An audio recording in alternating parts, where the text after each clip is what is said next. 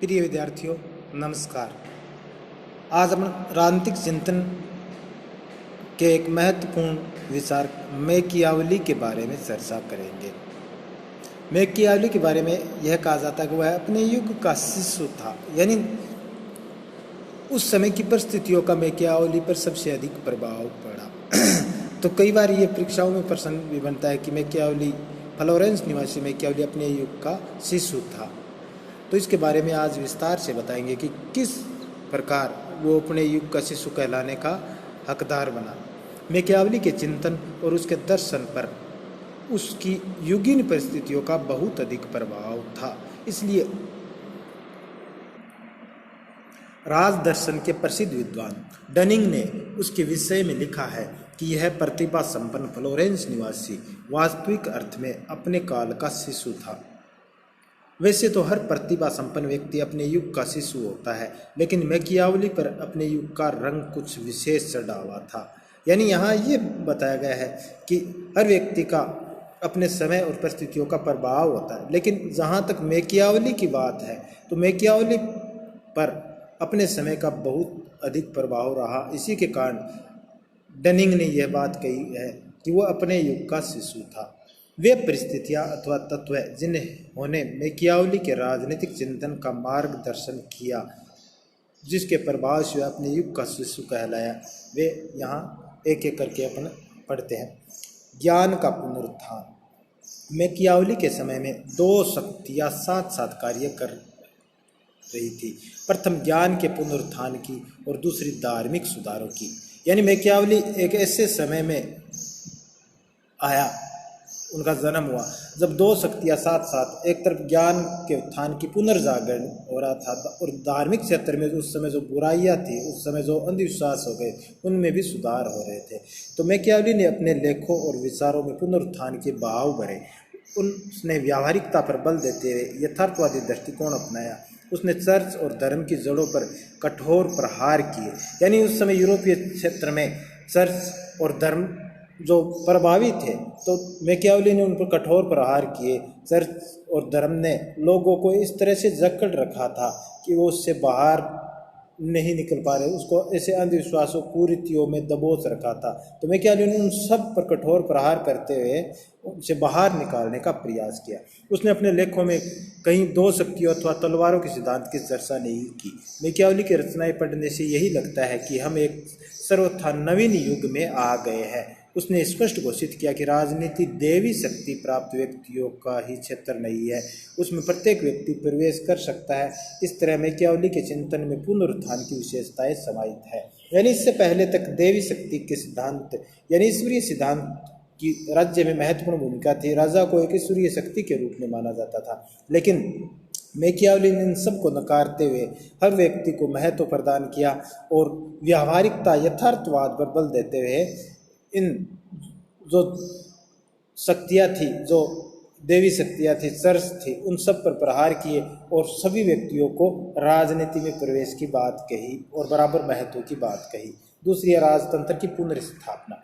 पुनरुत्थान काल में यूरोप में भारी राजनीतिक परिवर्तन हुए। जब मैकियावली का आविर्भाव हुआ तो शक्तिशाली शासकों ने निरंकुश राजतंत्र स्थापित कर लिए थे।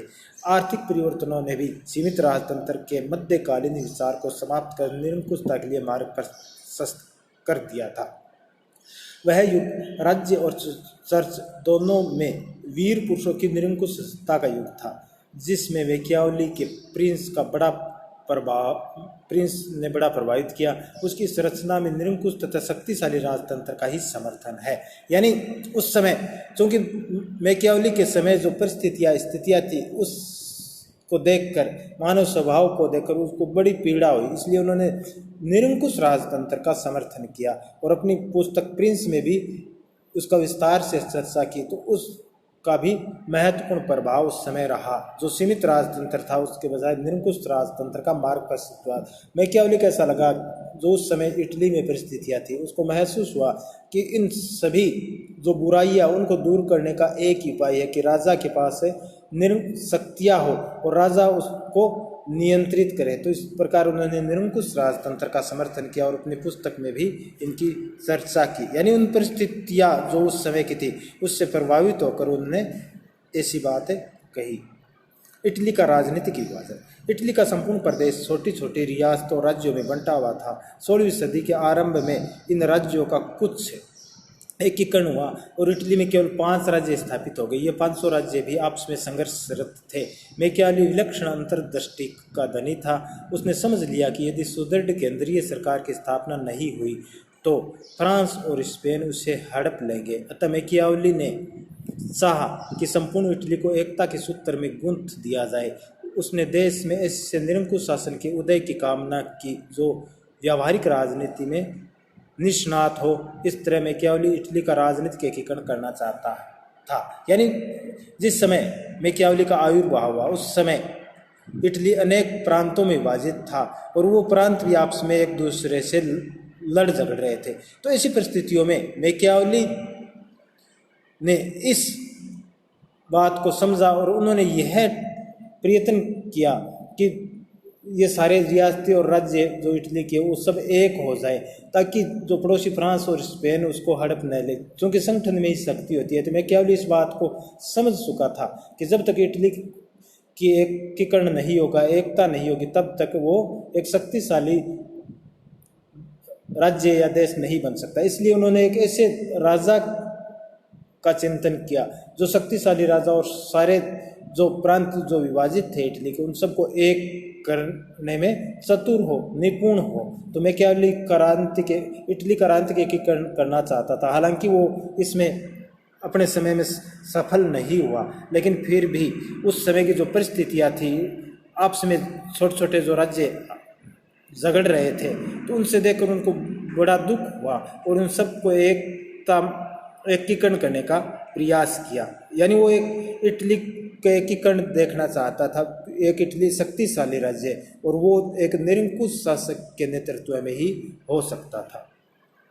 इटालियन समाज की दुर्दशा। मैकियावेली के समय इटालियन समाज में नीतिपरायणता, ईमानदारी और देशभक्ति का अभाव था। यानी इटालियन लोग समाज में नैतिकता, ईमानदारी और देशभक्ति नाम की कोई चीज़ नहीं थी। तो उसको इससे भी बड़ी पीड़ा हुई, उसको महसूस हुआ, इनको भी उस दुर्दशा के प्रभाव से भी वो अपने आप को ऊपर उठाना चाहता था। स्वयं पोप का चरित्र अपवित्रता की सीमा लांघने लगा था। इस प्रकार सामाजिक दुर्दशा का मैकियावेली के हृदय पर गंभीर प्रभाव पड़ा।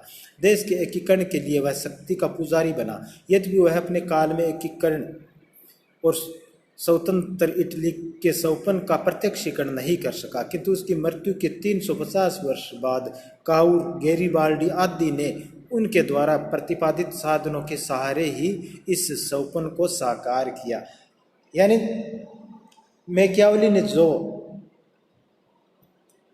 बात कही, अपने समय पर जो बल दिया एक एकीकृत निरंकुश राजतंत्र का, हालांकि वो उसमें सफल नहीं हुआ, इटली के एकीकरण में सफल नहीं हुआ, लेकिन उनके पदचिन्हों पर चलते हुए ही उसकी मृत्यु के 350 वर्षों बाद में काउर, गैरिबाल्डी आदि जो राष्ट्रभक्त इटली के हुए थे, उन्होंने उन्हीं के पदचिन्हों पर चलते हुए इटली के एकीकरण किया और उसके सौपन को साकार किया। तो इन सभी बातों को देखने पर डनिंग की इस युक्ति से सहमत होना पड़ता है कि प्रतिभावान फ्लोरेंस वासी मैकियावेली पूरे अर्थ में अपने युग का शिशु था। यानी अपन 4 चीजें यहाँ पढ़ी है। पुनर्जागरण का उनके दर्शन पर प्रभाव पड़ा, राजतंत्र की पुनर्स्थापना, यानी उस समय की जो परिस्थितियाँ थी उनको सबसे निरंकुश राजतंत्र का उन्होंने गढ़ने का प्रयास किया ताकि इटली एक शक्तिशाली राज्य बन सके। और आंतरिक विभाजन उस समय इटली में था, उससे देखकर भी उनके चिंतन पर प्रभाव पड़ा और इटली के एकीकरण की बात कही।